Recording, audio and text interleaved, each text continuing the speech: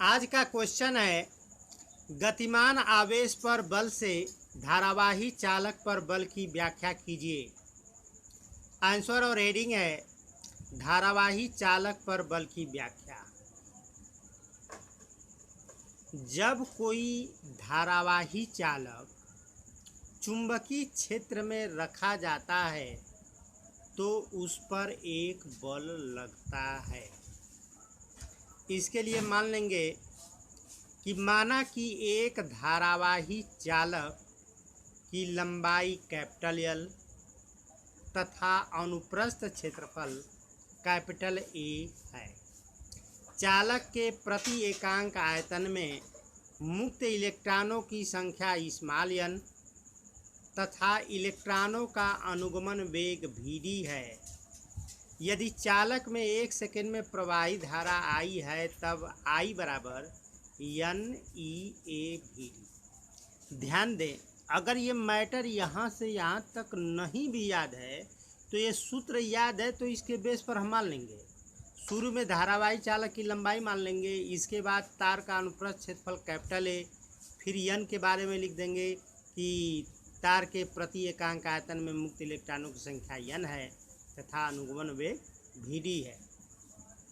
समीकरण 1, यदि यह चालक चुंबकीय क्षेत्र B की दिशा से थीटा कोण पर रखा हो तब क्षेत्र द्वारा प्रत्येक इलेक्ट्रॉन पर आरोपित बल का तो सूत्र होता है QVB sin थीटा, लेकिन यहाँ पर इलेक्ट्रॉन है तो आवेश Q के स्थान पर इलेक्ट्रॉन का आवेश E रखेंगे। अब देखेंगे पूरे चालक का आयतन V बराबर A इंटू एल क्षेत्रफल गुणे लंबाई होता ही है। अतः पूरे चालक में मुक्त इलेक्ट्रॉनों की संख्या NaL होगी। n का क्यों गुणा किया गया है? क्योंकि ऊपर माना गया है कि चालक के प्रति एकांक आयतन में मुक्त इलेक्ट्रॉनों की संख्या n है, यानी एक इकाई आयतन में, प्रति एकांक की मतलब एक इकाई आयतन में मुक्त इलेक्ट्रॉनों की संख्या n है।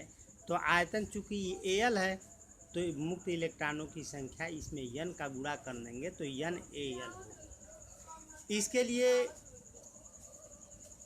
हम चित्र बना लेंगे। ये चुंबकीय क्षेत्र B की दिशा है और इसमें एक चालक तार की लंबाई L है और इसके लंबवत लगने वाला बल F है। तो पूरे चालक पर लगने वाला बल F बराबर,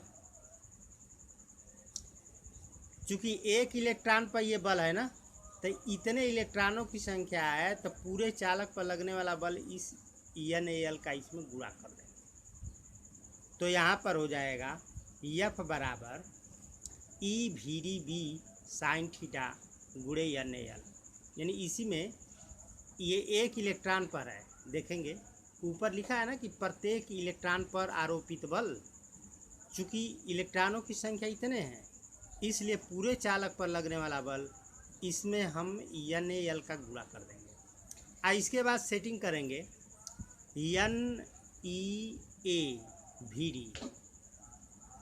ताकि हम समीकरण 1 का मान ये रख सकें, NeAVd का मान आए। इसीलिए है जो इसमें क्या किया गया है कि NeAVd एक तरफ इंटू शेष बचा BL sin थीटा, इसका मान समीकरण 1 से I रख देंगे, I बराबर NeAVd, तो इसके स्थान पर I रखेंगे तो F बराबर इसके स्थान पर I BL sin थीटा।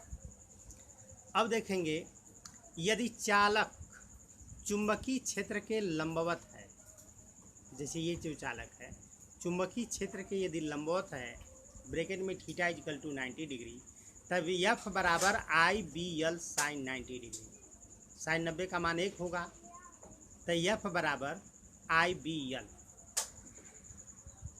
अब अगला हेडिंग है चुंबकीय क्षेत्र B का मात्रक एवं विमाएं। बल F बराबर IBL सूत्र से B बराबर होगा I और L F के नीचे चले आएंगे तो B बराबर F बटा में IL। अतः B का मात्रक, बल F का मात्रक न्यूटन, धारा का मात्रक एम्पियर, लंबाई का मात्रक मीटर। यानी चुंबकीय क्षेत्र बी का मात्रक न्यूटन प्रति एम्पियर मीटर होता है, जिसे हम टेस्ला भी कहते हैं। बी का एक अन्य मात्रक गॉस भी होता है। 1 न्यूटन प्रति एम्पियर मीटर बराबर 10⁴ गॉस। गॉस छोटा मात्रक है। इसके बाद देखेंगे यम के यस पद्धति में बी का मात्रक। बी का मात्रक यहाँ पर देखेंगे न्यूटन बटा में एम्पियर मीटर है। न्यूटन बल का मात्रक है। बल बराबर होता है द्रव्यमान गुणे त्वरण। द्रव्यमान का मात्रक किग्रा, त्वरण का मीटर प्रति सेकेंड स्क्वायर यानी मीटर सेकेंड पर ऋतु अब बटा एम्पियर मीटर। यहाँ पर देखेंगे मीटर से मीटर कट जाएगा तो बचेगा कि किग्रा सेकेंड पर ऋण 2 बटा में एम्पियर। एम्पियर ऊपर चल जाएगा तो एम्पियर पर ऋण 1। अतः बी की विमाएँ किग्रा को यम से, सेकेंड को टी से, टी पर -2, एम्पियर पर -1 को ए पर -1। इस प्रकार बी की विमाएँ यम टी पर -2, ए पर -1 हुआ। देखो बच्चों, बोर्ड परीक्षा में ये कभी नहीं पूछता कि बी की विमाएँ ज्ञात कीजिए। बी की विमा लिखने के लिए केवल आता है। ये तो मैं इसलिए बताया हूँ, बीमा निकालना इसलिए बताया हूँ, यदि बाई चांस ये बीमी सूत्र याद करके गए और ऐन मौके में परीक्षा में भूल जाता है तो इसके लिए हम निकालने की विधि बताए हैं। निकालने की विधि परीक्षा में नहीं पूछता, केवल बीमाएँ पूछता है, ये सूत्र लिखना।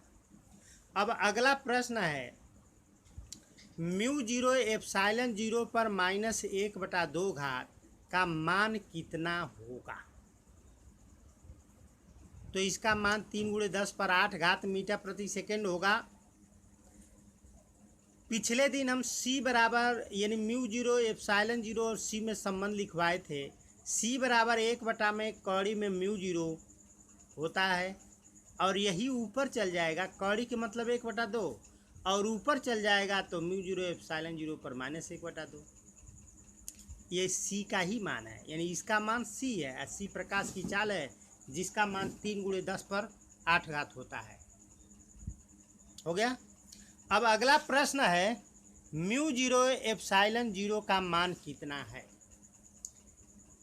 तो पिछले ही प्रश्न से ठीक स्पष्ट हो जाता है। जिसे ये यहाँ पर देखेंगे, अगर कड़ी में μ0 एप्सिलॉन 0 इधर आ गया तो c इधर आ जाएगा। अब इसके बाद दोनों पक्षों का वर्ग करेंगे तो कड़ी समाप्त। तो μ0 एप्सिलॉन 0 बराबर 1/c² बराबर 1/c का मान होता है 3 × 10⁸ का वर्ग। इस प्रकार कड़ी में μ0 एप्सिलॉन 0 का मान होगा 1/3 × 10⁸ का वर्ग। अब बच्चों, अब अगला प्रश्न है कड़ी में μ0 एप्सिलॉन 0 का मात्रक क्या है। ये 4 विकल्प हैं: न्यूटन प्रति कूलम, ओम, हेनरी, फैराड। तो कड़ी में μ0 एप्सिलॉन 0 का मात्रक ओम होगा। चाहे तो हम μ0 एप्सिलॉन 0 के मात्रक निकाल करके रख सकते हैं, हल करने पर ओम ही आएगा।